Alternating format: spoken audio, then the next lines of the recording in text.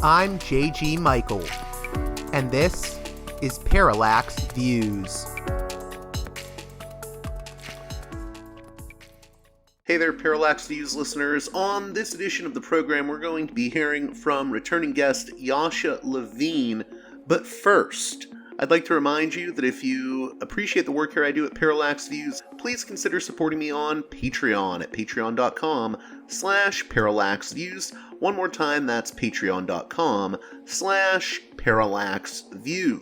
If you're a $5 tier or above supporter of the show, you get the monthly Parallax Vlog bonus show with yours truly, and C. Derek Varn just released a new episode of the Parallax Vlog for Patreon supporters, broken up into 2 parts. Very long episode. I think it was over 3.5 hours.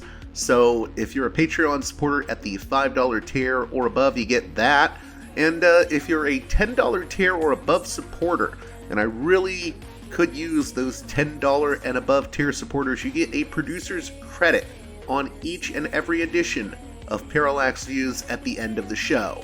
So again, if you want to support me, patreon.com/parallaxviews.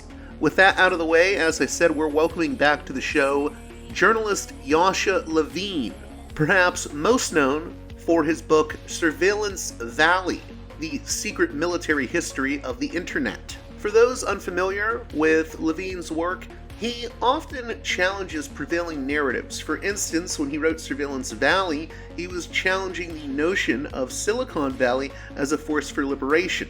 Lately, he's written about the issue of AIPAC, the American Israel Public Affairs Committee, and the Israel lobby.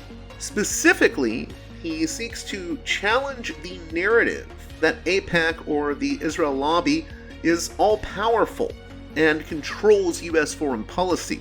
In this conversation, we delve into his critique of the AIPAC as all-powerful mindset and explore how American empire has historically weaponized nationalist ideologies, including Zionism, to further its own interests. Levine warns that if Israel ever ceases to serve U.S. strategic goals, it could be cast aside, potentially endangering Jewish communities worldwide. Importantly, Levine is a vehement anti-Zionist who describes Israel's actions in Gaza as genocide. This discussion pushes beyond the frameworks of the Israel lobby to examine the deeper structures of power and ideology that shape our world. Now, I have to be honest, I think that there's been a lot of good work done on the Israel lobby. Of course, I've had Grant F. Smith on the show before to talk a lot about the lobby. I'm not saying that critiques of the lobby are useless or completely unfounded. However, sometimes I think the narrative can go a little bit over the top and even into the realm of just letting U.S. actors off the hook when it comes to various events happening in the Middle East today. So with that being said, let's get right to it with Yasha Levine.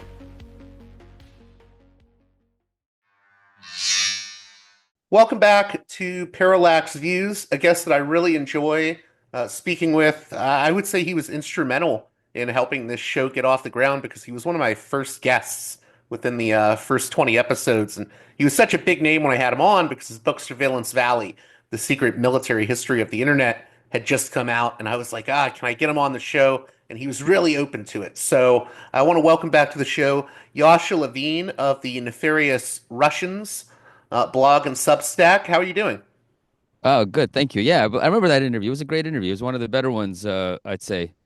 Yeah. So I'm glad you're still doing it. It means, yeah, you have a good thing going here. It's crazy. I've been doing it for almost 8 years now, but Time flies, man. It's crazy, right? I know. I can't believe. Yeah, I can't believe it. Sometimes I think back and I just, half my life. Yeah, it's insane. Yes, it's already since that book came out. That was 2018, so it's been 7 years now. Yeah. Yep. so, so I guess the reason I wanted to have you on the show is I know you've been thinking a lot about what's been happening in Gaza, just this ethnic cleansing campaign that we're seeing, and the fact that Netanyahu and Smotrich are openly talking about it, but something that you've been focused on is the debates around the Israel lobby or the Jewish lobby, and specifically the American Israel Public Affairs Committee or AIPAC. And you've kind of pushed back on this theory that it's AIPAC pulling the strings of everything in U.S. foreign policy. How did you end up first sort of thinking about this AIPAC issue and how it's spoken about?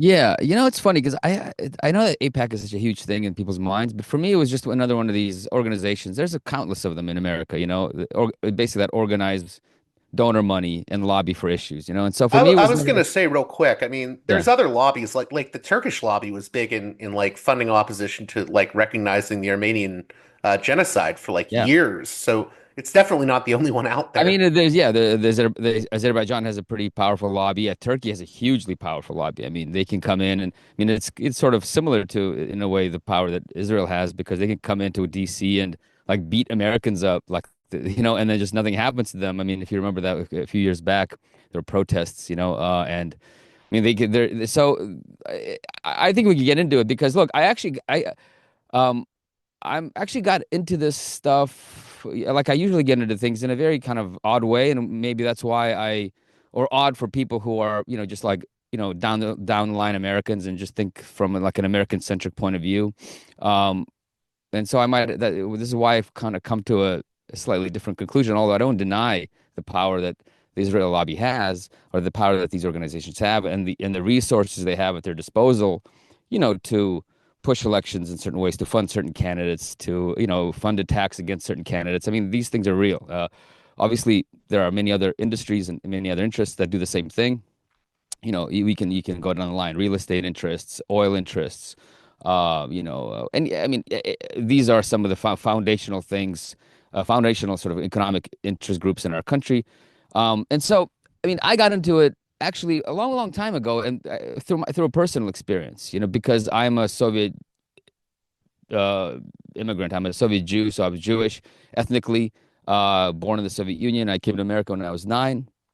And if listeners might know a little bit about this, the plight of the Soviet Jews in the Soviet Union, starting in the late 60s, but picking up steam in the 70s, and then really becoming like a major sort of I don't know, like mainstream, almost like foreign policy issue in America in the 1980s was like a big American project. So as a Soviet Jew, I became kind of a pawn in like a big fight between capitalism, communism. It sort of goes all the way back to really the end of the Cold War. I mean, the beginning of the Cold War, the end of World War II, when American military planners like George Kennan, people kind of who are thinking about how to defeat the Soviet Union without, engaging in a direct military confrontation with the Soviet Union. And they kind of one of the strategies that they kind of came up with was to use the various different ethnicities that make up the Soviet Union as a kind of a weapon against Soviet multiculturalism. So the idea was you kind of want to promote nationalist identity and nationalist movements within the Soviet Union, whether it's sort of Jewish identity, right, or Ukrainian nationalist identity, or even, I mean, you can go down the line. Pretty much all the different ethnicities that made up the Soviet Union could be sort of kind of empowered, let's say, because if you are focused purely on the national question, on your own nation, your own group, it sort of goes against the multi-ethnic nature of Soviet society, which promoted, obviously there were different ethnic republics and different, but ultimately there was unity among the people, and that was like a central part of the ideology, and so promoting various nationalist groups or nationalist identities within the Soviet Union became like a major goal of the U.S. government. That's sort of it was its primary tool to kind of destabilize the Soviet Union, other than economic tools. So like a kind of an ideological tool. So this is why you had the CIA funding, all sorts of kind of propaganda that was delivered in different ways, to the Soviet Union through radio, through leaflets, through smuggled pamphlets, through all these things. Obviously, the Ukrainian nationalism was like a major one. It's obviously people are thinking about it a lot more now because there's a war in Ukraine that America is backing, and in a way, it kind of comes out of that whole history that really starts even before World War II ends. And so, me being from essentially a minority ethnic group, the kind of a religious ethnic group in the Soviet Union, like a major one, um, I essentially and my family, all of us, all of the people who found ourselves sort of in the middle of this, unwittingly. Obviously, when I left, when I came to America, I was 9, so obviously I didn't realize it back then. But I've actually done a fair amount of work on this, and I've had a book project that kind of I'd never finished because I just kind of lost track of where I wanted to go, and it grew so vast that I just got to sort of collapsed under its own weight. Maybe I'll resurrect it at some point, but I've done years of actual writing and research on this particular question, and sort of the Soviet Jewish question, if I can put it that way, was an aspect of this American imperial strategy, which is that you want to empower. Basically, it's like this: you want to empower this. You want to almost trigger a nationalist identity within Jews in the Soviet Union, who, for the most part, saw themselves as just Soviet citizens like everyone else. There was some kind of, it was a little tricky because it was stamped in your passport that you had Jewish national identity. You're Jewish. That was your sort of nationality, which is in the Soviet Union, it was sort of synonymous with ethnicity.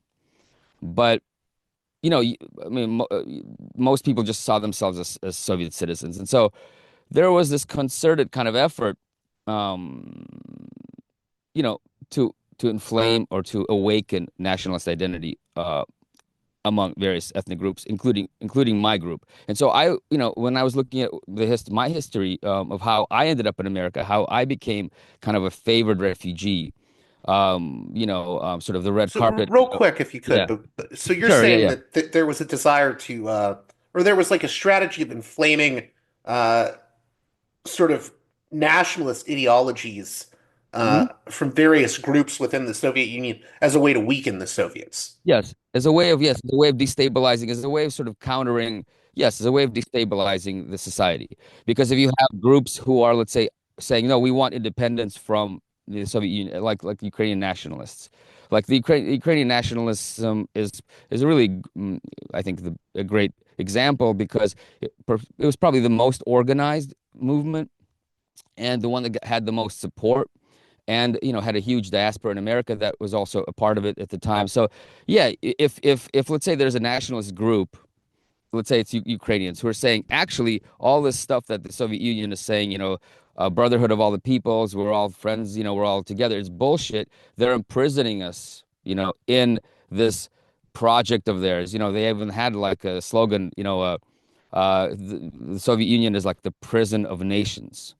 There's all these like kind of even posters that the Ukrainian nationalists sort of produced by artists who had actually collaborated with Nazi Germany and stuff like that. But interesting like sort of propaganda, nationalist propaganda that said no, the Soviet Union isn't liberating people. It isn't a place of liberation, right? And friendship of all the people who live in the Soviet Union. It's a place where these horrible Bolsheviks are like basically imprisoning us and keeping us down and robbing us and starving us and doing all these things. And so we want to be liberated from that. So if you can have like, a sizable chunk of the population sort of believing that, right, and agitating towards that, it's a problem, right? Because it's essentially a separatist movement at that point, right? So yeah, in sort of simple terms, what America wanted to do was create multiple separatist movements within the Soviet Union based on nationalism and nationalist ideology, and sort of the Soviet Jews fell into that. We didn't have our own state, the Jews didn't have their own state within the Soviet Union like Ukrainians did. Mm. But what they agitated was sort of like we were still, if we were unhappy and we're saying actually we were being repressed, we're being discriminated against, it sort of also destroys the image of the Soviet Union. Internationally, it weakens the image of the Soviet Union and of communism, right? So it works on different levels, like internal destabilization, but also foreign sort of propaganda where you want to present the Soviet Union as this kind of horrible place rather than a place of liberation, right? So I became so and so I came to this, knowing that, okay, well, I get it. America kind of had this ingenious idea about how to destabilize the Soviet Union. It ultimately did work. It's not. I don't think it's what led to the sort of the collapse of the Soviet Union, but it definitely helped speed it up. And right as the Soviet Union was collapsing in the late 80s, there were all these basically ethnic wars that broke out in Azerbaijan, in Armenia, where basically all these countries they started ethnically cleansing themselves, right? So Azerbaijan became ethnically cleansed of Armenians.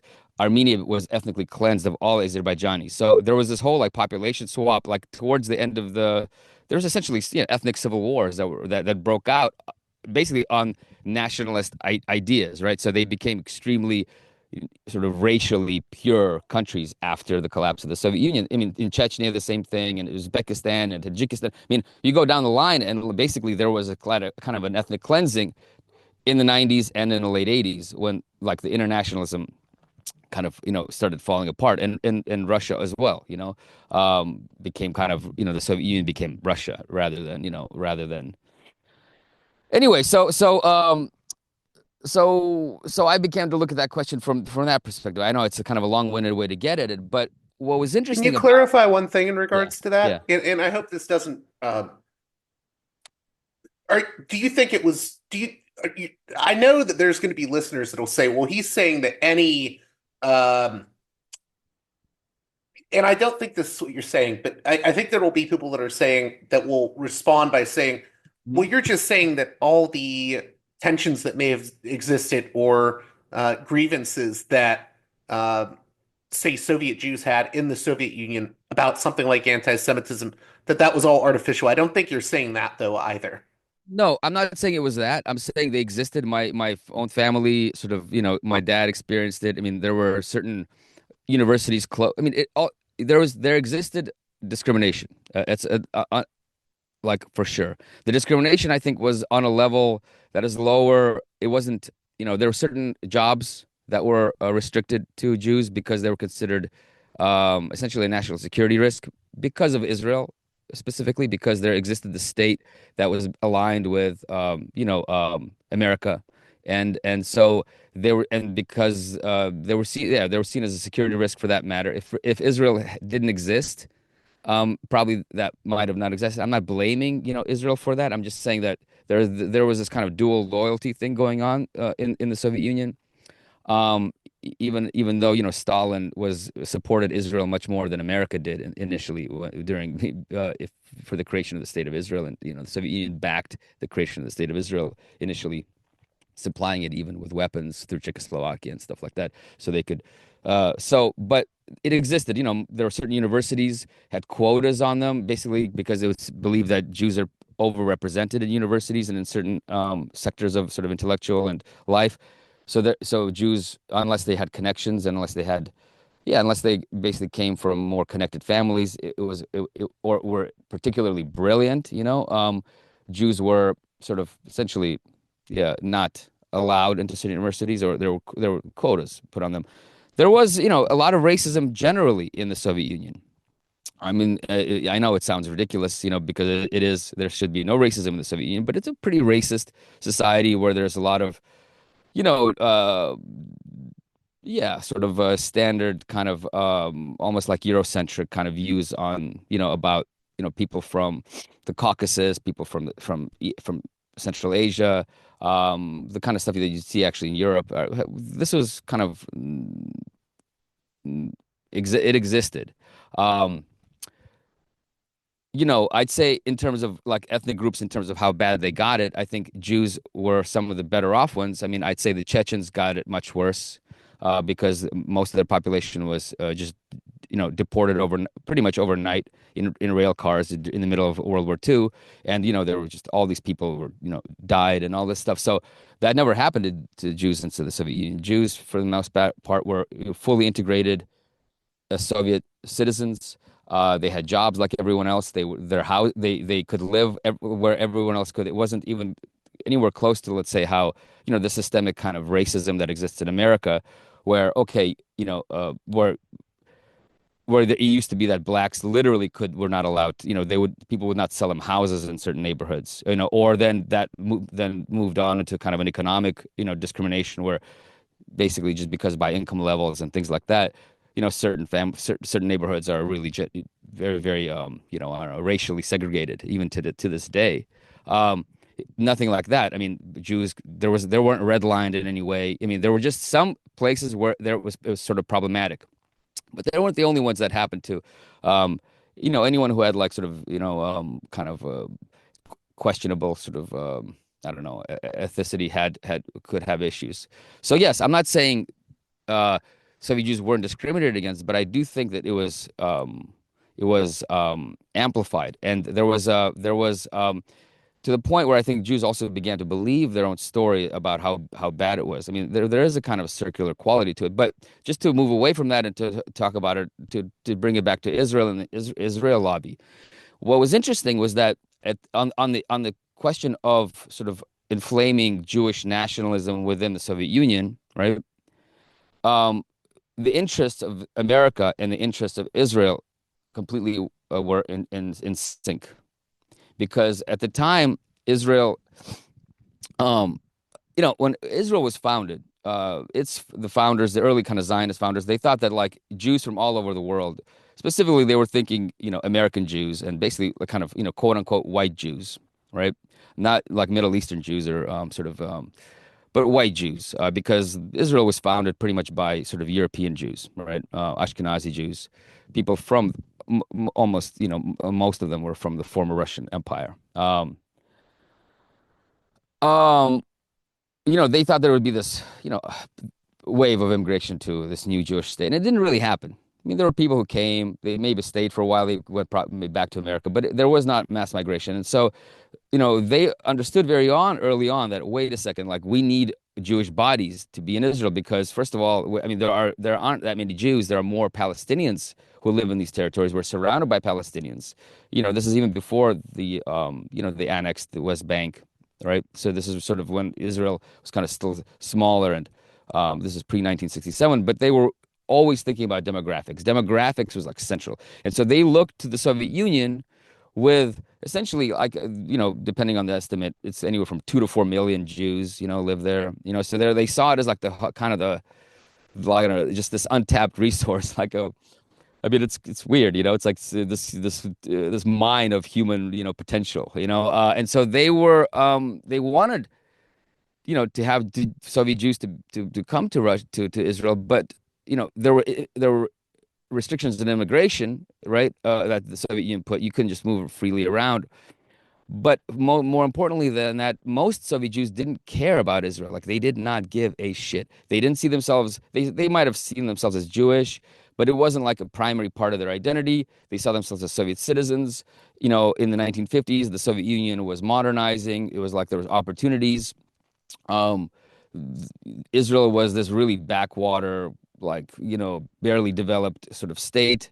No one wanted to go there, and no one was excited about it. They didn't identify it with, and so like Israel essentially saw that as a problem, and they wanted to ignite Jewish national identity and among Soviet Jews, and so they launched one of the most secretive intelligence divisions, um, in the state of Israel at the time. Like no one even knew it existed until really like I think it was like the early 90s when it was sort of people started talking about it because the job was done.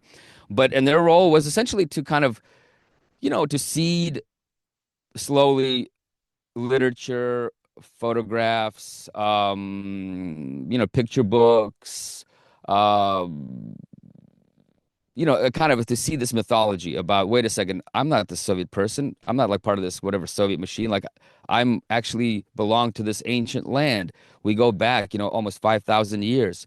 We are of the land. There's like that's us in the Bible. These are biblical stories. That's us. That's me. Our people are building a new world there. A utopia. It's also kind of socialist and all these things. And so, but so that was like so they started this effort, and in that sense, you know, American and Israeli and Zionist sort of interests aligned completely on the nationalist questions, and they didn't work together immediately. It wasn't like they kind of got together in a room and decided to do it together, but there was this alliance in interests, right? And it made me first think about, okay, what does it mean that, this overlapping when um, America is useful to Israel and Israel is useful to America. And it's this sort of relationship, right? This mutually beneficial relationship where, of course, one country has a lot more power. America has a lot more power than Israel. Israel, it has always played a secondary role, an accommodating role, from going back. And so that's how I got into this. That's how I started even thinking about the role that Israel plays, sort of, in American society, because one of the things that Israel did back then in the 1960s, but starting in the 1950s, but really started going in the 1960s, was they realized that they couldn't do it themselves. Like, Israel was too weak. And also, Israel still had not fully broken with the Soviet Union diplomatically. It was sort of doing this very, very delicate kind of dance between being still pro-Soviet and pro-American. It hadn't fully broken, and so it didn't really want to piss off the Soviet Union and lose access to the Soviet Union. And so it it what Israel started doing was actually kind of seeding this idea among Jewish intellectuals in America, right? This idea of, like, wait a second, there are these Soviet Jews, they're your brothers, they're your sisters, like, they're in peril. And so they began to do this slow campaign in America. And so America was influencing, like, so I just do I know I'm getting kind of in the weeds of this stuff, but, like, so what happened was Israel, through this intelligence agency called Nativ, um, was beginning to basically kind of, seed newspaper articles, like magazine articles, even, getting even Martin Luther King to, like, talk about the plight of the Soviet Jews in the USSR and how it's very similar to what's going on, to black people in America. Yeah, And they these they were coordinating sort of a propaganda effort. Yeah. Yeah, it was very, it was like, it was essentially, it was also like illegal because it was an illegal kind of lobbying campaign. It was, with Israeli money. It was very it was very hushed up. And there's even, like, still to this day, um, if you go to the New York Public Library, they have a great research division of all the different, like, materials from the Soviet, sort of the Jewish politics in New York City. And there are this oral history that was done with some of the people who were involved in this, and there's still, like, pages missing from, the transcripts, like, that you can't even access, even in a public library, because they've, like, pulled them because they were basically talking about illegal activity in America, of this oral, history project that was funded by Jewish Americans because they were kind of wanted to preserve that part of it, but, like, you can't even access that stuff. So there was a concerted propaganda effort, and at some point, America realized, that, wait a second, like, this fits our plan. We want to do the same thing. We're doing the same thing already in Ukraine and all these different countries, and so and it's kind of brilliant. And these sort of budding neoconservatives at the time really took it and they ran with it. So there's this mutual relationship where if something, like, doesn't really benefit America, it never really gets off the ground, right? But if something, it does benefit America, right? And sort of the people who are in charge of the foreign policy, apparatus, kind of realize it and say that well, this is useful to us. We can work with this. Um, it sort of gets off the, so Israeli interests get sort of activated and realized, and so I'm just explaining this background history, but I see this relationship play out essentially, on a much bigger level through many decades. Going back, you know, to, I don't know, going back to really to the 1950s, even with Europe, when Israel was a big partner of France during, Algeria's independence, and where Israel was very, very helpful to France because there were a lot of Algerian Jews, and so through those connections, Israel was able to supply France with a lot of intelligence on, right, basically in North Africa, and basically to try to stop independence, of Algeria. There's these, I can sort of, there's a lot of different sort of, points in history that you could show where these relationships between America and Europe and Israel are always mutually beneficial, and they work on all these different fronts. In America, With America, for instance, I mean, there was a huge Jewish community in Afghanistan and Kabul. So in the 1980s, Israel was like you tapping that population to provide intelligence to America, in America's fight against the Soviet Union, right? Israel was also useful with, in Iran because Israel had great relations with the Shah, with a huge Jewish community in Tehran. So to the point where, and Israel could sort of use that intelligence as a way of, extracting concessions, extracting in technology, weapons, intelligence sharing, from the CIA or from whatever the French, intelligence agencies. So there was this, and it's like this relationships really is built up over, I mean, at this point, like, almost, 75 years, the better part of a century. And so it's Right. not And like, so in this way, it's sort of like Israel becomes an arm of the empire or a hitman for the empire, as I think you put it in one of your articles. yeah, it's like a rabid dog, and it's also yeah, it's the hitman. It's also something, an actor, that you can sort of, it can do things and it gives you plausible deniability. I mean, look at, I mean, I don't know, like I think I think Sam Husseini, kind of this journalist who's in DC that does great work. Yeah, Sam Husseini. Yeah, yeah. Yeah, I'm sure you know him. I mean, I remember it was sort of kind of clicked for me some years ago. He mentioned, he's like, like, look at like all the countries that opposed America, um, surrounding Israel. Not about Egypt, Lebanon, not opposed, but had like essentially were kind of went their own way, So they were like, look at what happened to Egypt, for instance. It had this sort of, there was this, all the countries that had this kind of, sort of Arabic kind of, what do you call You're it? The talking about like going back to like Nasser. Yeah. Nasser, exactly. Nasser's, yes, exactly. Nasser's, and just the general sort of liberation kind of nationalist sort of movements, right? That were opposed to American colonialism, that, were, not necessarily pro-Soviet, but they were, being held by the Soviet Union. And so posed a danger to American interests in the region, right? All those countries are a wreck. All those movements are destroyed. I mean, Syria and is completely annihilated at this point.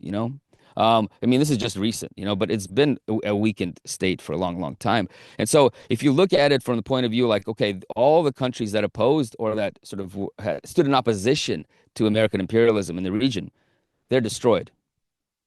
They're gone. I mean, they are either, fully on like on the payroll of American empire, and the independence movements have been, shattered and, destroyed, or they were on sort of on America's side to begin with. I mean, look at the Gulf state monarchies, right?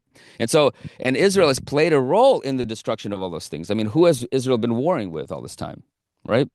And so you can see it on all these different levels that yes, Israel is useful to the empire because it's just fucking wrecked the whole region, wrecked all of the political movements, all of the sort of the countries that um, stand in opposition or have stood in opposition to American power. And obviously Iran, is like just one of the last, sort of one of the last countries standing.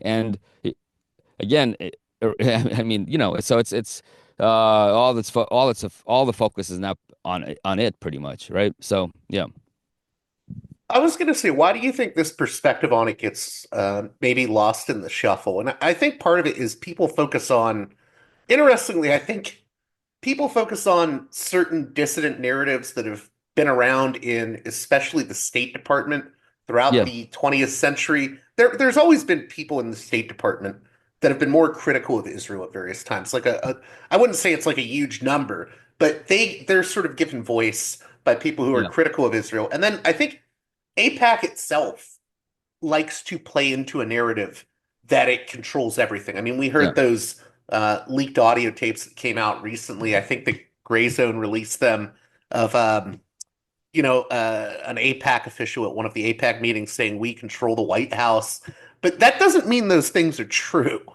I yeah. mean, We there's control the very White House as much. long as Mhm. yeah, you control the White House as long as it's sort of it's in the interest of I don't know, like the power consensus of American politics for you to control the White House. I mean, I wrote a piece about probably like an hour ago, like a year ago, trying to wrestle with some of this stuff and to wrestle with, the Mearsheimer, kind of, um, you know, theory, I guess you can call it, or the book and the article that then became the book, the Yeah, Israel the Lobby. Mearsheimer Walt book. Yeah. Yeah, the Mearsheimer Wald book. Thank you for that. Yes, exactly. And and it's like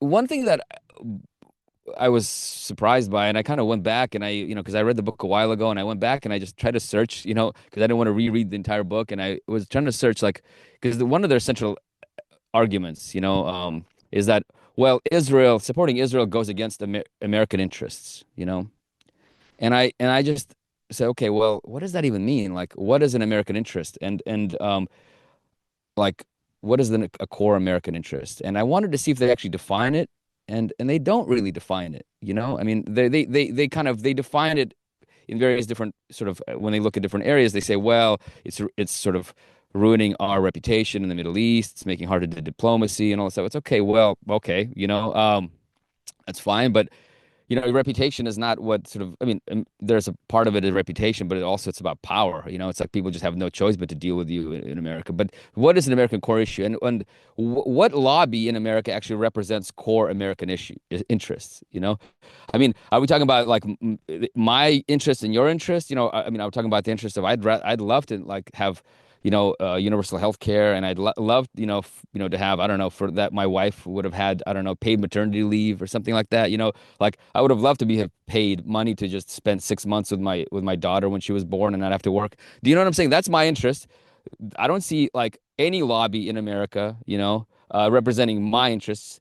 Now, the interests of the kind of, I don't even know, people, it's hard to define these things because it's so sort of nebulous and shifting, but whatever, like the consensus, the power consensus of empire, and like that's obviously like shared between Washington D.C. and the big like corporations that are central to American life. There is a sort of consensus between those two groups, right?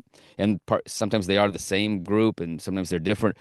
But like it's clear that the consensus thinks that supporting Israel is good for America. That consensus believed that, I don't know, going into Iraq and destroying Iraq was good for American core interests. They believed that, I don't know, destroying Libya and getting rid of Gaddafi was great for core American interests.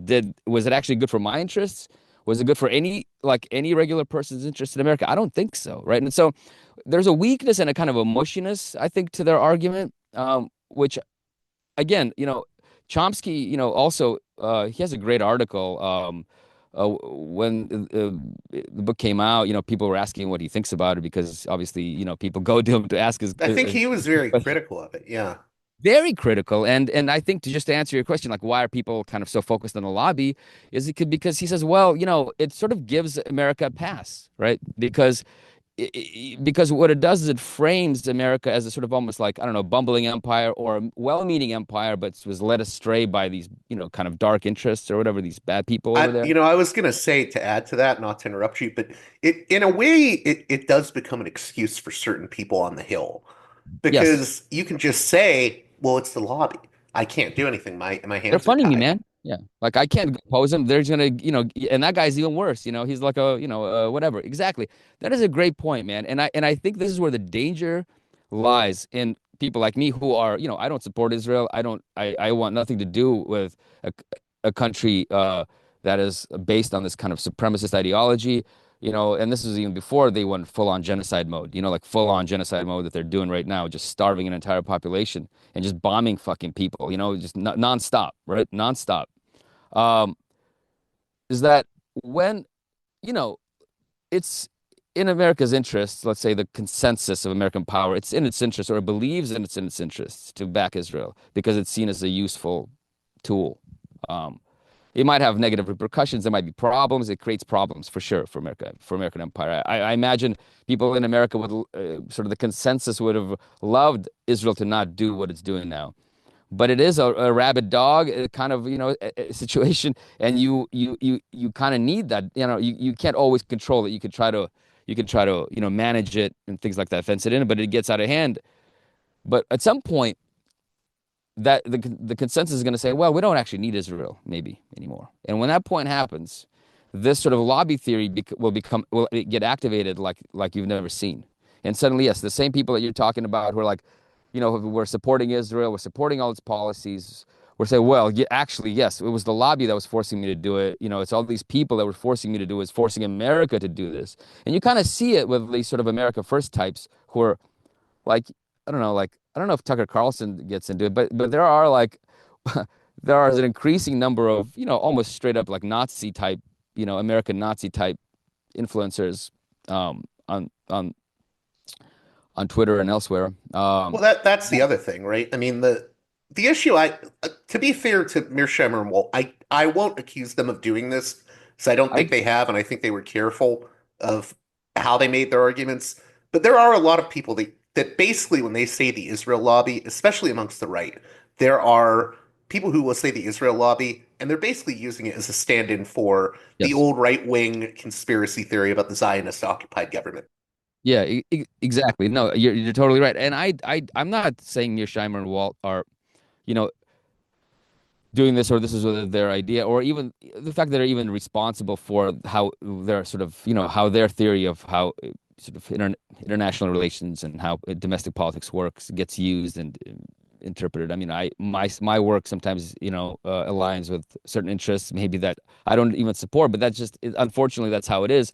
But I do think, so my criticism is not that they're anti-Semites or they're, spinning this anti-Semitic theory, is that I think they have a simplistic and a kind of almost not I don't want to say naive because they're not naive, but it's a myopic or it's blind to certain deep truths about the American empire, and while it is important to look at the structure of the lobby because it isn't just Israel. They talk about in their book. I think they've expanded to the evangelical. Sort of they look at the lobby and all these things, but it is interesting to see the structure and how this lobby operates and the different issues that it supports and it doesn't support. But to explain America's support America's support for Israel is in terms of the lobby is, I think, a myopic, superficial reading of the situation. And frankly, yeah, it's like I don't know. It's also like kind of less interesting to me because I feel like it's this sort of complex relationship that America has with its essentially vassal states because Israel has become a vassal state when the Soviet Union ended. There's no other kind of big powerful entity that it could, work under. And it really, Israel might be technologically, whatever, advanced and all this stuff, but it can't function on its own. It's too small. It's not, it's literally can't support itself, if the whole world turns against it. And so, I mean, and so the way that Israel is, there's like simple ways of talking about people talk about it that it's basically like an American, military base, or it's a aircraft carrier, on land and all this stuff. And there's truth to these things, There's a lot more truth to it than I think the idea that no, it's like there's these Zionists, right? And they're so sneaky, somehow sneakier than all the other groups, that they can alone, bend American power and still the biggest and strongest empire in the history of the world, you know, to its will. And I wonder, like, I was thinking about, like, what's a good counter example or like a counterfactual to show how, you know, the power of the lobby isn't, or money even. Let's say Israel had unlimited money, which it doesn't. China has a lot more money than Israel, and you don't see, China basically getting its way, right, in the halls of power in America. And I think China is a good counterexample. Or so like you see what's happening with China, right? I mean, there was like almost a 200% tariff, that Trump, put on, then rolled it back. Now it's like 30%, I believe. But there's like American companies and American businesses businesses that have a relationship with China that depend on Chinese production, for their operations, which is like a majority of American businesses at this point, that's a giant lobby, right? You'd think. I mean, forget like, we're talking about, Apple, Google, all the major tech companies, they, um, Amazon, Walmart, all these companies, right? They are unified in like not wanting to ruin the relationship with China. They want production to happen there. They don't mind the status quo. They made a huge amount of money on the status quo, right? Apple essentially, you know, transferred technology to China. It was like a vehicle of technological transfer and like training for, I don't know, countless Chinese workers and all this stuff. And Apple loves the status quo. It's one of the richest companies on the planet. And yet, so this is a powerful lobby. So you'd think that whatever, like, Amazon, Walmart, Apple, let's say, just name those three companies want, basically happens because, they're just the, their interests represent the interests of the majority of the sort of corporate American class, and yet they don't get their way, right? And yet they don't get their way because I think there's a other part to the kind of American power consensus. There's the economic part and the sort of, I don't know, like if you're a Trumpist or whatever, you can go globalist aspect of it. But the kind of the multinationalist, the neoliberal kind of world or neoliberal multinational corporate interest, right? That's sort of has a lot of power in America. But there's also a kind of the national security minded, and they're like, I wouldn't even say patriotic because I think they all would think themselves as patriotic, but just a different, more of a old school conservative, right? More tied to the sort of the national security apparatus, tied to the military, institutions, tied to the intelligence institutions, um, tied to, some of the, the military industrial complex, right? That sort of makes money off that. They have a different mind, and that is, and so this empire has like a tension in it, right? There's a tension between these two loose groups, right? And the group with the most money doesn't always win, right? Because I think that the corporate side of it has a lot more money than the other side, and so the fact that the most powerful business lobby, in America doesn't get its way on the China issue shows the limit to like sort of this the framing American politics in terms of just lobbying, and ignoring this other side of it, which is I think much less defined and maybe harder to study because it is kind of secretive, but a kind of a national security minded kind of I don't know, America First ish. I don't know. I wouldn't even call it America First, really. I'm trying to actually wrestling with defining it myself because I haven't defined it well for myself. But do you know what I'm getting at? Like it's the shadowy kind of patriotic, national security minded aspect of the empire. That isn't necessarily about making money, right? It's about something different. It has like an ideal of self-sufficiency, of independence from other countries, of this kind of old school American idea of, the Pat Buchanan kind of way of looking at things, right? Um, what's the word for it?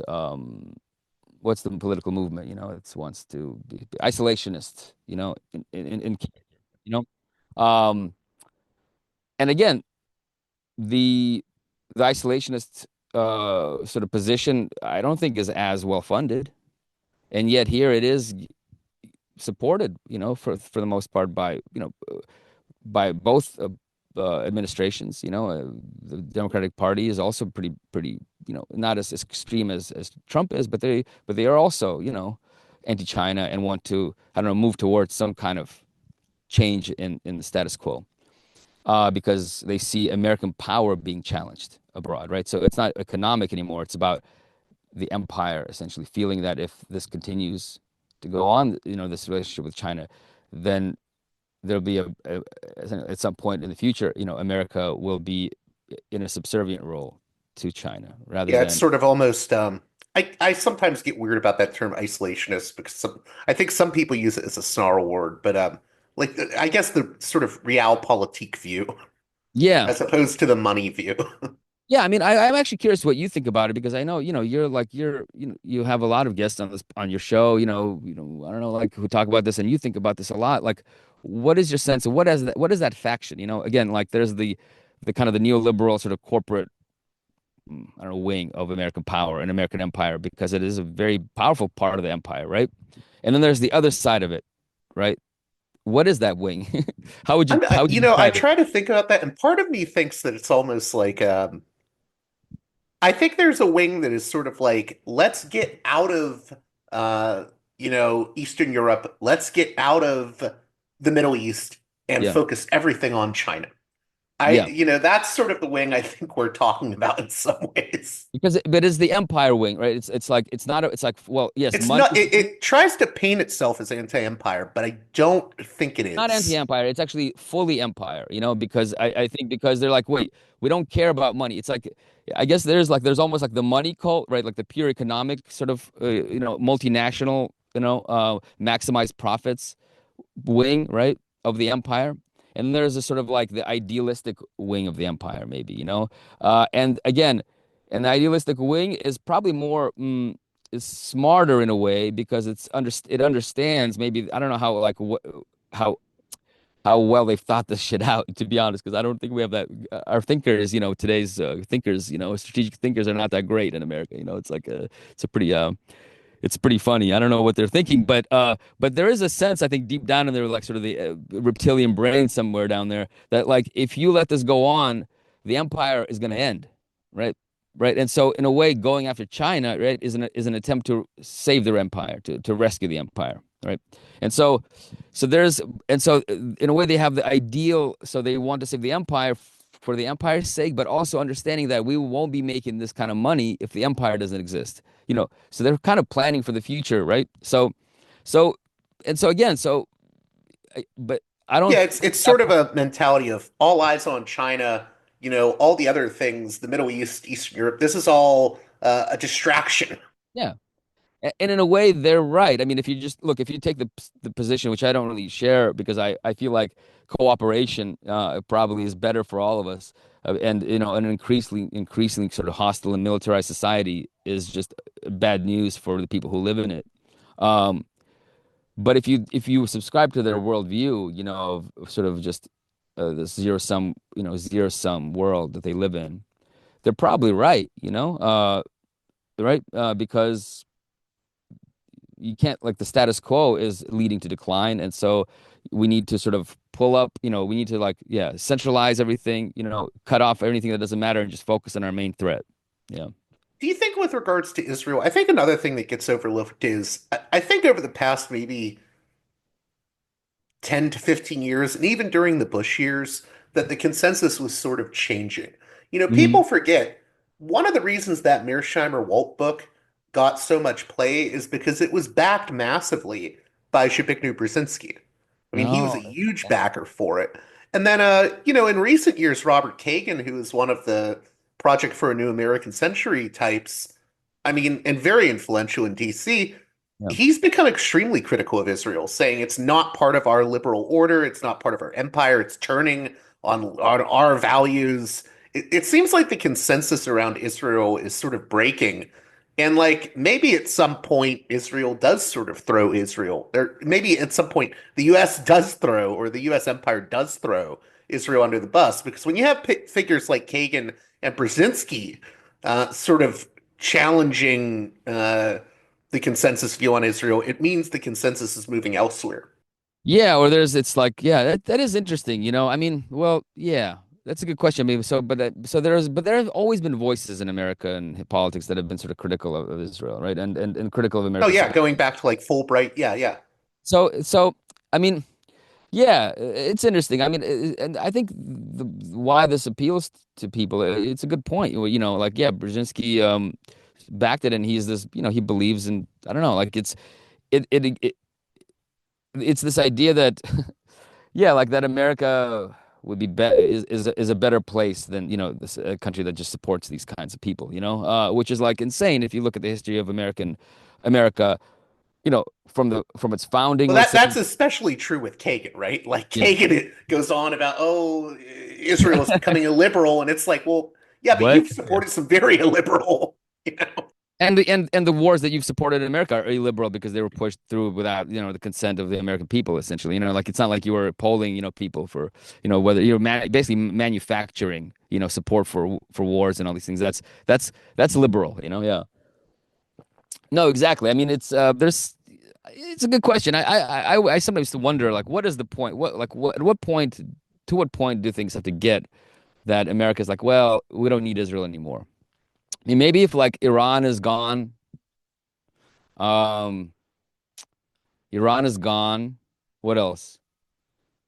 The entire, basically the entire, like, I don't know, By yeah, the way, Iran actually, I've often said that the Iran stuff is one of the weaker points when it comes to criticism of the Israel lobby. And what I mean by that is now this may change now because it feels like we're, 2 minutes to midnight when it comes to a war with yeah, Iran. But, you know, the Israel lobby has been pushing for war with Iran for 20 plus years. And yep. up until now, it really hasn't gone through. So that's the other thing. I think, It's a very you good know, point.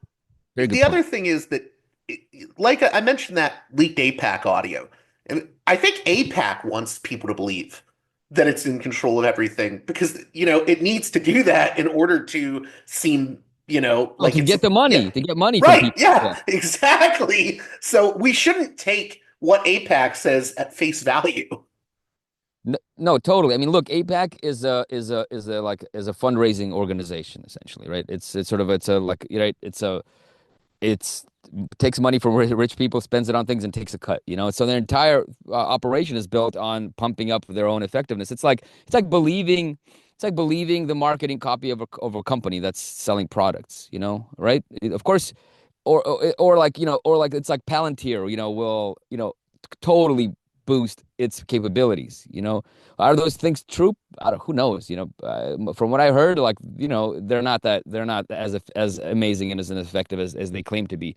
But then when reporters will sort of report on the kind of the digital aspects of sur- empire or the police state or something, they'll take Palantir's marketing copy, right, for investors, right, and take it as truth. And you just never really, you shouldn't ever do that. And yeah, of course. And I think, there's this kind of really a sad aspect of, as a Jewish person, I can say this, that there's a part of this culture, Jewish culture, um, because you're always a small guy, you're always weak. You are, compared to America, Israel is very weak. It's really only exists because it has been able to kind of take on as much, become as powerful as it has become, because it has provided useful services for not just America but for European countries as well. I mean, France being one of the big ones, because France gave it nuclear technology, right? Nuclear weapons technology. Um, you know, it is kind of a bummer because you think you're so you want to have self-regard, but you are in a subservient relationship to these bigger powers, and so you kind of almost have to, like, you're like the little chihuahua that's always barking at the big dogs, that can, if a German Shepherd or whatever, or wanted to, like, could break your neck in 2 seconds, but like it just tolerates your yapping, and it's sort of like, you know what I'm saying? And there's a almost a a a self-fulfilling prophecy, to these things where, yeah, you say it enough, people start to believe it, people start to turn against you, and people start to demonize you, and actually the thing that you are most afraid of, and the things that you're lobbying against, anti-Semitism, are actually being brought into the world because of your actions, and of how you behave, how AIPAC behaves, and how these, Jewish lobby organizations behave, is totally taking credit for everything, totally hyping up their own power in relationship to America. Um, and it's cynical because they don't give a shit. They're gonna get their money, and they'll probably be dead by the time that the pogroms come. Because they could come to America. Because if especially if things get pretty bad economically in America, I mean, it would be a pretty brilliant, for some politician to blame, a You know what's small. funny about you Yeah. saying that is I've actually said that same thing myself. I know, oddly enough, so I've had Colonel Lawrence Wilkerson on the show before, and he has that concern too. Like Hmm. that there's going to be this time where, Jews get blamed for everything. And I don't think it's impossible. A lot of people roll their eyes and say, "Oh, that could never happen." But I could see it very much I could. happening, and I could see people within the state apparatus using Israel as the sort of scapegoat and using Jews as a scapegoat. I totally agree with you, and this is where the danger is. It's not just random people or random influencers or whatever, riling up the mob, because that's not how it works. The pogroms and all these, sort of like ethnic violence on a kind of a more systemic level always sort of it has to be organized somehow. There has to be organization to it. And so, I mean, there could be sort of random things that erupt, but actually, yes, if the state apparatus, if the, the American sort of, secret police essentially thinks that, wait a second, we can protect our own asses by blaming everything on the Jews. Um, this very, very visible ethnic minority that has a lot of money and a lot of power in American life. A lot of people who, look at it and say, well, that's kind of an outsized power and outsized influence on American life. Like, how do they get there? Why are they overrepresented in these industries? Why are they, the top guys on Wall Street? Why are they the top guys in Hollywood? Right? Like, obviously, Jews don't run America, but you can make the case that they do, and a lot of people will believe it, and it'll take the heat off of you, the person who is in power, or who wants power, right, and wants to sort of climb to power that way. This has happened obviously in Nazi Germany, and then the Russian Empire. I mean, where my family's from. I mean, as the sort of the regime was weakening, and that was a tool he used to, to shunt blame and to redirect people's frustration away from the king, the Tsar, to, to the Jews. And so this is a thing that happens, not to just Jews, but it happens to other ethnic minorities, all around the world. And so the fact that Jews are so strident, my fellow Jews are so strident, so secure in their belief, and so cynical, really, I mean, basically hunting down, labeling anti-Semitism, any support for Palestine, or any opposition to apartheid and genocide and things like that as anti-Semitism, while they themselves make common cause and are partners with truly anti-Semitic people, who, I don't know, the evangelicals are a great example, because all they want is for the Jews to just be burned up in the second coming, and go to hell if they don't convert right then and there. So I don't know, man. Yeah, it's kind of a bummer, because every time I raise this point on Twitter, people just accuse me of being a Zionist, and and also saying like, oh, why do you how oh yeah, this is so important, like you're just caring about what, Jewish problems, when, the Jews are genociding Palestinians. And it's like, well, I agree to an extent, but at the same time, I do think that how you think about the world and how you phrase things and how you structure your thinking, it's not just about like a poorly worded tweet. But I think this sort of oversimplification of the Jewish lobby Well, the theory. oversimplification can have long-term consequences. Yes, because yes, and I think, and I'm actually seeing it. I mean, I don't want to call it, but I basically, from my sense of it is, at least, in kind of all these online spaces where a lot of people's ideas are formed.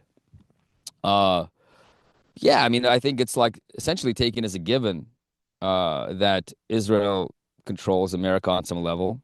Um, and you hear people talk about it, not just like influencers, random people, but like, I don't know, there was like this interview that Jeffrey Sachs gave on TV. I can't remember the channel, but like, and it's like, I mean, he just goes on and on and on about how, yeah, Israel like controls America, how Netanyahu like basically got America to do the Iraq War, all this stuff. And it's like, what the fuck, man? Like, Netanyahu is the guy, is why America did the Iraq War. I mean, and so, this guy is, seen as like as a voice of truth by a lot of people, because he was on the inside, and then sort of he opposed America, on the kind of on the Russia issue, and become sort of almost like an internal dissident or something. And so when he says that stuff, and he's a smart guy, like he kind of, maybe if you talk to him in private, I don't know him, but if you talk to him in private, he'll concede the point or something like that, right? And be like, well, yeah, of course, yes. But when people go to do these media appearances, in a way, it's almost like they kind of give people what they want, or they simplify things for people because it's easier to talk about. Because when you're saying, well, yeah, but, yeah, Israel is just an agent of American imperialism, and you see Israel actually wouldn't, have been, it sort of muddies the question, and sort of also like diffuses the outrage towards Israel, right? And towards sort of the hot, whatever people are talking about, and almost like redirects it to this larger issue, American imperialism, that, you can't do anything about, no one can do anything about, but you can kind of, I don't know, you think, I don't know. So there is a problem that I see, and so this is why I've been kind of doing these my little Well, I was just half-assed gonna interventions into this stuff. Yeah. I was gonna say I completely understand the argument of I know some people at places like Cato, like John Hoffman, who will make the Hmm. argument that the U.S.-Israel special relationship isn't beneficial to America in X, Y, or Z ways. And I get the argument. And I have some affinities for those arguments, but at the same time, I think it gets to the point where when you blame Israel or the Israel lobby for everything, you end up letting the bad actors in the US off the hook. And Yeah. that's an even bigger problem in a way, because I mean, Israel can go away, but you still have the other bad actors. Yeah, exactly. I mean, look, that's exactly the argument that Noam Chomsky was making, right? Is that a lot of these things actually predate the Israeli lobby, and the Israeli lobby just sort of slots into these sort of you know patterns of America of how America uses power abroad, in different regions around the world. And even Norman Finkelstein, in his book, the He's been Holocaust pretty industry. critical of the Israel lobby thesis. Yeah. Yes, yeah, yeah. He's very critical, and in that book, he says outright, like he says, actually, I mean, because the book is about how sort of the idea of the Holocaust became so central in the minds of American Jews, and became such a central Are you part of their talking about the Holocaust industry book or? yeah, the Holocaust industry book, Okay. exactly. Yeah, and in it he says, well, until like 1967, really, um, Israel like didn't matter to Jews in America at all. Like through the 50s, this is after the formation of the state of Israel, through the 60s, pretty much almost all the way, like it was like not an important issue to Jews. It's only when America, seeing how Israel conducted itself in that war, it's very successfully, and how essentially America started really backing for the first time Israel with weapons and all these other things and diplomatic support. That's when American Jews began to really back Israel as well, and Israel started to become take a central place in American Jewish identity. So even the formative years of a kind of a Israeli patriotism among Jews in America, right, happened essentially after Israel became an ally, an imperial ally, outright, like, on the surface for everyone to see of the American empire. So even his view on it is that like the empire is the central aspect of it, especially even for Jews themselves, not its influence on American culture, but Israel's influence on the identity of American Jews, right? Because American Jews are Americans. I mean, they're American first. I mean, and I think that if Israel, like, I don't know, really falls out of favor and becomes a pariah to America, right?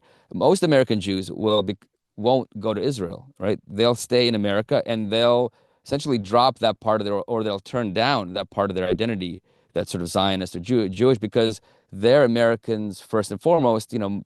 Most Jews in America have been in America for many generations. They are, they're New Yorkers. They're from Philadelphia, from LA, from Chicago. They're from all these different places. They're not this is sort of almost like a hobby thing for Jews in America, and it's a state sanctioned hobby, right? Like, think about this. I'm sure there are quite a few Chinese people in America who are, like, kind of gung-ho about what China's doing. I mean, I know some people like that. They're proud, they're Americans. They have been here for many generations, and they're critical of America. They're not going to move. They're not moving to China. They're basically American. They're ethnically Chinese, but they're kind of, I don't know. They're like happy that China is doing what it's doing, and sort of, developing and is successful. But you don't see them, waving like, the Chinese flag with, the sort of the Communist Party sort of. They're not joining the Communist Party, and it's not something that they're like public about, just because it's like it actually is. In fact, like the FBI will probably spy on you. Probably the FBI will tap your phones. They'll probably go talk to your employer, because there's a whole like, because America is worried about Chinese infiltration, and if an American ethnically Chinese citizen, who's American but ethnically Chinese, is suddenly super into China and supports China publicly and is, patriotic about a foreign country that America sees as its main adversary, that's not something that's going to be like, you know, you're not going to get a tax deduction for that. You know what I'm saying? And so like even the expression of affinity among American Jews was tied to Israel being useful to the empire, right? And so for me, the empire comes first. I'm not saying, Israel has its own culture, right? And if you remove Yeah, American it's also a view similar to I don't know if you remember him, but he was an ex-CIA guy that ended up writing a lot of Chomskyite sort of critiques, but it's a view that Chalmers Johnson I think had Oh. too, the author of the Blowback trilogy or Yeah, yeah, the yeah, yeah. Empire trilogy, because he also was like you have to focus on the empire. That's the issue. Yeah. Yeah, yeah, because it's essential. It's like the animating force. It's like, I don't know, it's like the spirit of God or something like that. Because all the structures like were created like with these things. And so Israel, I mean, Israel, you could even roll it back a little bit. Israel is really a creation of British imperialism, right? Or European imperialism, but in this specific context, British imperialism.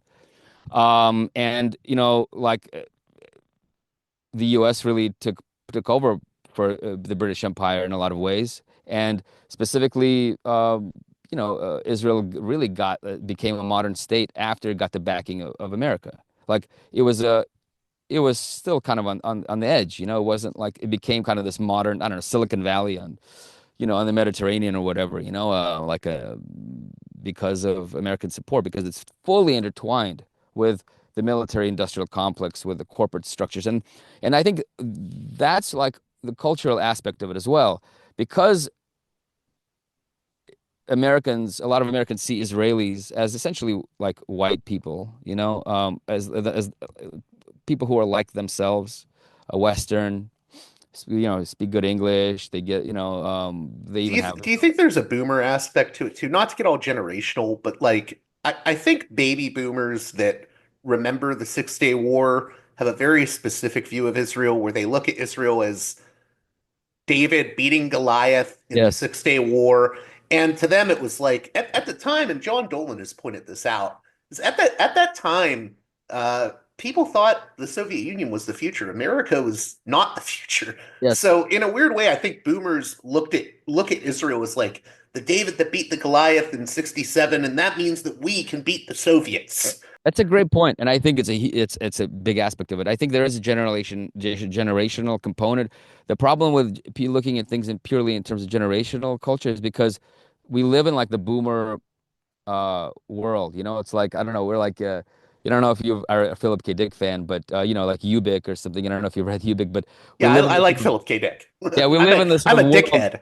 Yes, all right. Yeah, well, you live in this world, that the boomers created, because post-war, they created, but also their parents or the generation of their parents set up, right? But the world that they inhabited, the values, the cultural values, like we live in their world, and so yeah, I do agree that it is a boomer thing, and for America. Yeah, Israel was like the chess piece, right? Like the Soviets were backing all these, sort of quasi-socialist sort of Arab states, right? In Egypt and Syria, um, and like we the Americans, we were able to our little toy, our little avatar, was able to defeat their little avatar, and from then on for the Soviet Union, it was all downhill. You can look at it that way. But yeah, I agree. I totally agree. It's like yeah, it's because they're us. That's them, and there's just a lot of cultural affinity. I mean, America is a very Christian nation. Even people who aren't religious, have like that's where Christ is from, man. It's Jesus Christ is from there. So it's like, and it's like, I don't know. It's like Israel is an important part of. Can you imagine if like Jesus Christ's homeland was like communist right now? Like, oh my goodness, what the hell? What kind of world would we be living in? I know we've gone an hour. There were just two more things I wanted to cover Yeah, yeah, it's okay. briefly I can here. hang out for a little more. Yeah, There's a lot of talk now. People say, well, this proves that the Israel lobby is all powerful because, the US is throwing away all pretenses of its, claims of being the leader of a rules-based order. But, another possible explanation for that is we're moving in the direction of the US just saying, well, there is no rules-based international order. So yeah, that yeah. like going mask off with it. Yeah. Well, but this goes back to like the Chomsky criticism and my criticism and your criticism of this Israeli lobby theory, right?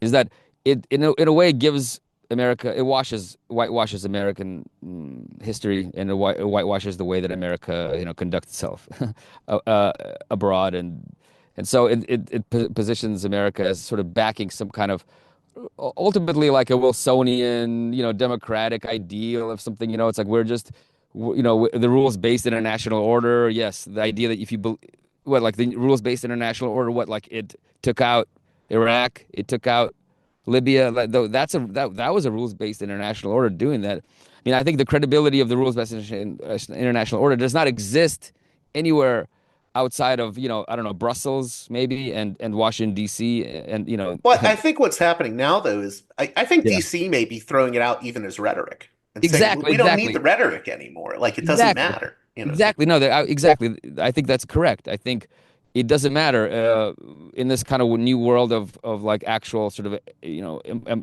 empire competition.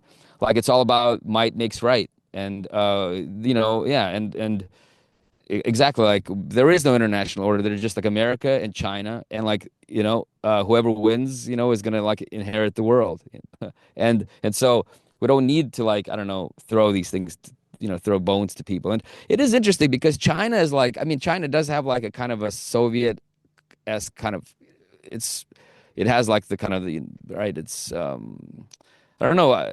It allows people. I don't know what its ideology is, what it offers the world, like in basically non-alignment, and like open economic cooperation, right? Like to people who don't join kind of the NATO and kind of American, bloc. But it doesn't really have like to me at least, and maybe I'm not like the target audience for it, so I'm not getting it, but it doesn't really have like I don't know, the same kind of its ideology or its internationalism doesn't really isn't really doesn't really exist like it did with the Soviet Union. With the Soviet Union, there was almost like an international identity, like we can all be together, unified under equality. China doesn't do that, so like almost America doesn't even need to do the counter propaganda, right? In its fight with China. China is like all about business. Like, hey, let's just do business, economic development. We won't like stomp on you if you work with us, and we won't like try to stop you from working with whoever you want to work with.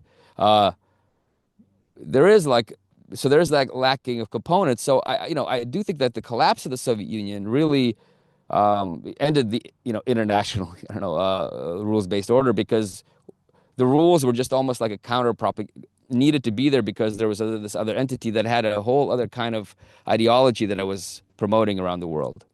An internationalism, a global internationalism under a different kind of economic system, right? And so, in a way, like America had to soften its imperialism a little bit, at least rhetorically, and with actions as well. Um, and even I think we're also moving away from like the and maybe you would agree or disagree with this, but I feel like we're moving away from like the use of like soft power when it comes to imperialism into like no, it's hard power now. Like I mean, they're getting rid of US aid and all that, so Yeah, because I think the soft power stuff came because of the Soviet Union, right? So I look, I think people don't really understand how tied the Soviet Union and America were. I mean, for me, one of the things that like always surprised me, as being an immigrant to, in America and growing up in Soviet immigrant community in San Francisco and in California, is how easily Soviet people made the transition to a capitalist American society, right? Um, the Soviet Union and America are very similar culturally. I mean, the structure of the societies is very similar. I mean, it's like who controls the capital is a little different because there's a capitalist class in America, and in the Soviet Union there was sort of this bureaucratic class that controlled capital allocation, and capital was allocated for slightly different reasons. But the way that the society was structured, its values even, was are very, very similar. There's not like a culture shock to come to America, maybe superficially. And the two were, to me, almost like one meta unit politically, because obviously the Soviet Union, came up in opposition to America, to European imperialism, and to then American imperialism after World War I. So the Soviet Union essentially was born in opposition to America, like, right, copying and opposing, and the post World War II sort of modern America that we kind of all recognize as America, all the institutions that we recognize as American institutions that you're talking about, all the soft power stuff, really came after World War II, when America, was locked in a battle for global domination with the Soviet Union. And so, with the Soviet Union disappearing, right, all of those like state apparatus, the state apparatus that was created and the cultural apparatus that was created to fight it, to fight this ideology, is like withering away with it as well. They had gone they've been going on autopilot. I mean, finding new, obviously, enemies. China and Russia, and so there was useful, but because there was nothing pushing back. Like there was Russia and China almost don't have a counter vision for the world like the Soviet Union did. It isn't as powerful or as seductive, right? Russia, it's all about like let's just divide the world and live peacefully together, and like everyone exists in their own sphere of influences. Basically, is what kind of the new what China and Russia want from America. They're not saying, "Hey, fuck you. We're gonna take what's yours, and we're gonna create a world society that has moved beyond capitalism." Right? No one's saying that now. So you don't need the soft power stuff to pretend like to pussyfoot around it. You can use naked sort of capitalist, imperialist tools to get your way. And so I totally agree with you. Yeah, I think America doesn't need it primarily because the foe that it was created to defeat or to counter no longer exists. That foe was essentially defeated, and so you don't need those tools. It's and so yeah, I agree. Communism doesn't really pose a threat anymore. Yeah. Well, communism doesn't pose a threat, and China is essentially, I don't know. It's like it's sort of it's a it's sort of it's a cap. It's about business. It's about development. It's about capitalism. It interfaces with capitalist systems. It's capitalist inside and outside. So I know some people might, I don't know how many like super you know I don't know, like Maoists or something that you have listening to your show, but you know I mean, yes, there's a worker party in control of China, but um it is state capitalism. It's like the Soviet Union literally could not even work with the rest of the world. I mean, there was limited trade and things like that, but it couldn't be plugged into the financial system because there was no financial system. Not really. It just didn't exist. You got paid, you had some rubles, you paid for those rubles and things. I mean, things are super static. Like, I don't know if you know this. Is pretty. I find it so endearing, and so I think a lot of Americans would love this. Is that prices, right? Like, were stamped on things. Like a spoon would actually have its price stamped into the metal. So that's how stable things were. It's like the actual things were manufactured with a price imprinted on the thing. As part of the actual product. And so yeah, while China can integrate with the world financial system, it has stock markets, it has all this other stuff, it has credit card companies and all this other stuff that it does. And I think ideologically, China does not pose a threat to America, and sort of the people in American power in America, they know this. It poses a threat in a much more kind of, I don't know, like pre Russian Revolution way. Just as the usual kind of great power competition. Yeah, it poses a threat to like this sort of idea of unipolarity in America as the hyperpower, you Yes, know. And it I poses a mean, threat. I'm critical of both unipolarity and multipolarity in weird ways, but Yeah, like I don't think any system provides us with a utopia. But I mean, that's what a lot of this comes down to is we're moving towards a multipolar world, both for good and bad. yeah. I mean, it's an older way of running things. I mean, again, it signals the. I feel kind of I don't know, blessed is the right way, but I feel very privileged, that I was born in the Soviet Union and I was able to experience at least, I don't know, like it wasn't it wasn't like the most amazing life, I guess, but there was like some values in that system that were I don't know, utopian, like almost like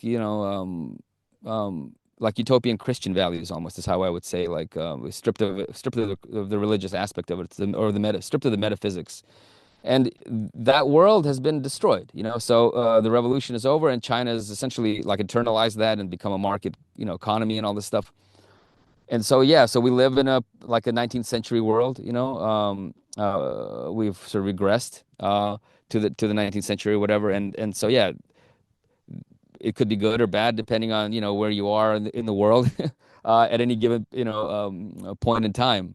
And so it's probably good that I support the Chinese people kind of going their own way and doing kind of their own thing without having to pay a tax to American capitalists. It's not a bad thing, but it's not going to bring us to some kind of um, I don't know. Yeah, I mean, America, basically, America, I think, is still the central sort of problem on the planet, and because the hubris of it is just out of this world. Yeah. Very last thing here. So I want to read this part of your piece in Nefarious Russians. It was a recent piece. She said, but the longer that Israel's genocidal campaign in Gaza goes on, and the more that America keeps backing Israel unconditionally, the more I'm realizing that my pure materialist approach might not be enough to explain it. And then you say, now I'm starting to think that there is something deeper, something atavistic about it. It's not that Jews control America, it's that America isn't really America unless it is participating in some kind of mass slaughter. Do you want to maybe get into that, the metaphysics of it? Well, I mean, yeah, I do think that it was a thought that I had, right? Because I was really, I mean, I don't know, man. Like I'm very like it's destabilizing to see to be It's, part of the it's like group. you and I are waking up every day. We go on our Twitter feed or our Yeah. Facebook feed, and we're just seeing dead children. Yeah, exactly. And I see, people that I know ambivalent to this, and basically have justified this to themselves in this kind of way. And I see, Americans totally just ambivalent completely to what their country's doing. And The response I've gotten from a lot of people, not to interrupt you, is well, hmm. I don't know anything about Palestine. I don't want to know. I just like I just a lot of people I know are just completely apathetic. Because I think, yeah, if they're forced to know, it's just it's like self-preservation in a way, because it does kind of probably, yeah, I agree. There's apathy, there's super apathy, and that apathy is born out of a resistance to change. I think to people don't want to go there because they know if they go there, it's first of all hard psychologically, and it might have might cause problems, dissonance in their head. But yeah, exactly. So I'm thinking also, but look, just step back. I don't know. Sometimes it's good to like look at America because we live in this place, right? So we're in it. So we just see the little details. But if you just look back, step back and look at America like someone would study the Roman Empire or, I don't know, the Romanov dynasty or something, right? Like 1,000 years from now. And so America becomes much more compressed, right? A lot of the sort of, and so when you compress American history, it is like essentially an unceasing series of mass murder, whether domestically, initially with the settlement of America and the expansion all the way to the sort of the West Coast to California, and a kind of a moving genocide, an ethnic cleansing and genocide, whatever you want to call it, of the native population here.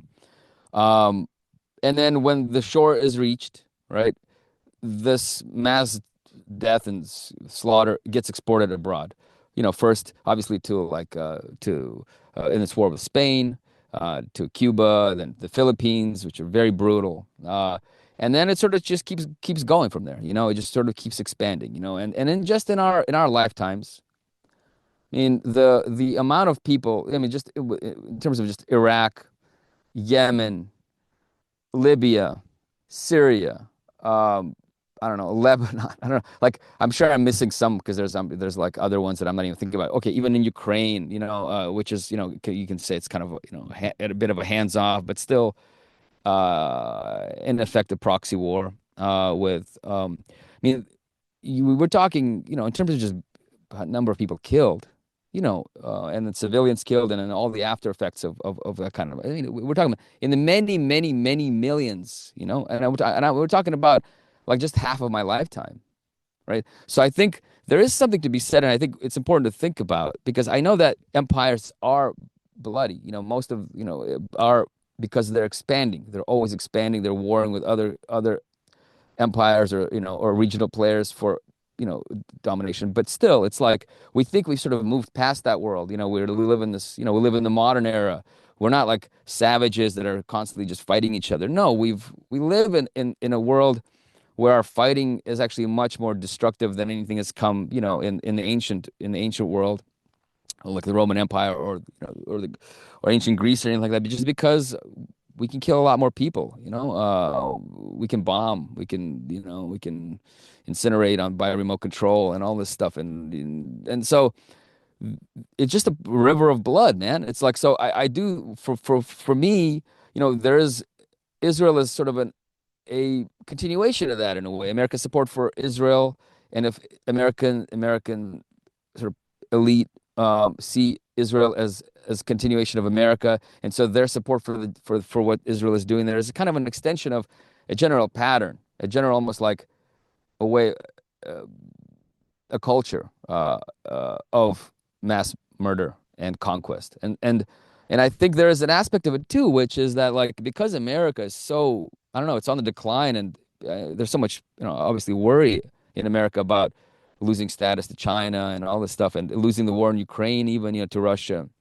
That, like, I don't know, this is like a win. The people want to win in Palestine, and so they're like, Americans are sort of rooting for Israel because it's like our team, and maybe we can win this one. Like, let's do it. Like, and so I don't know, man. But I can't not think about the more kind of atavistic and spiritual, if you will, um, um, components of the genocide, um, in Gaza, and America's role in the genocide in Gaza.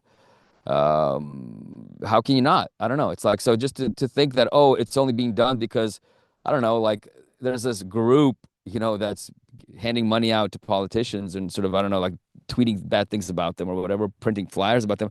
I think it really gives America a pass. It really gives this aspect of American society and American history a total wash, right? And just blames it on a on some outside, evil, sneaky, not really American, force that's sort of meddling in our affairs, making us do things that we don't want. And it's an aspect of it, of course, yeah. So, Well, hey, I know I have to let you get going, but how about you let my listeners know about the projects you're working on, how they can support your work, the plug section of the oh yeah, well, conversation. I mean, most of the stuff that I do is on Substack, like everyone else does, because they've monopolized the um kind of unemployed journalists. They have monopoly on those now. Substack. So yeah, just go to my Substack. We're at nefariousrussians.com. Yeah, subscribe if you can. If you have some money, I would be very thankful for that. Yeah, and I don't know. I got some things going on. In fact, I'm actually working on a novel. I was so despondent, and so just depressed by the limits of journalism, and the limits of sort of, I don't know, a journalistic approach to engaging with people, engaging with ideas, in respect to what's happening in Gaza. That, like, it pushed me into fiction, and I'm actually writing a kind of a novel, a sci-fi novel about Israel, and sort of and Zionism. Yeah, so it's like so I'm working on that. Hopefully, we'll see. I don't know. We'll see what the publishers will say. Maybe people will be ready to have an anti-Zionist sci-fi novel next year. We'll see. But yeah, so that's been interesting. But other than that, yeah, I do some essays and journalism and all this stuff on my Substack. Yep.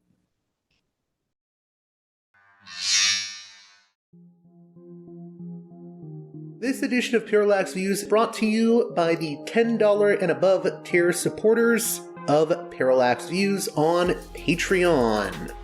So, with that in mind, producers credit shoutouts to Galen, Matt, Gunnar, Mark, Simon, Alexander, Catherine, G, Tilo, Emilia, Jeremy, Jeff, WV, John, Bert, Brian, Elliot, Michael, Brace, James, Nick, Merisham, Galen, Gareth, Arlen, Bo, Christopher, Michael, Gigadelic Media, Will, Chance, Chase, Dan, Big Bob, David H., Y. Kellerman, Sadeed 13, Kathleen, David, Ava, Bob, The West Bank Robbery Podcast, Jamie, Enoch, Gary, Max, Ishtofer, James, Martin, Matthew Ho, Brian, Nobody, Thomas, and Dano. And now on to the show. Well, that does it for this edition of Parallax Views. As always, please consider supporting me on Patreon at patreon.com/parallaxviews. One more time, that's patreon.com/parallaxviews. And with that being said, until next time, you've been listening to Parallax Views with Parallax Views to Parallax Views with Parallax Views. The way out is not simply to say, don't do it, just to prohibit. It's nothing else. If we don't do it, others will be doing it like crazy. So, we have to confront the problem. But no, basically, I know of the great anxieties, problems, new forms of control, but it's also new forms of freedom. This is why I always emphasize that internet and all this new digital stuff, it's a very ambiguous phenomenon, but it's the field of struggle. New forms of enslavement, but at the same time, new incredible forms of freedom. We have to accept the fight with no nostalgia for old, allegedly more authentic communities or whatever. I'm not afraid. I'm not afraid. I'm not afraid. I'm not afraid.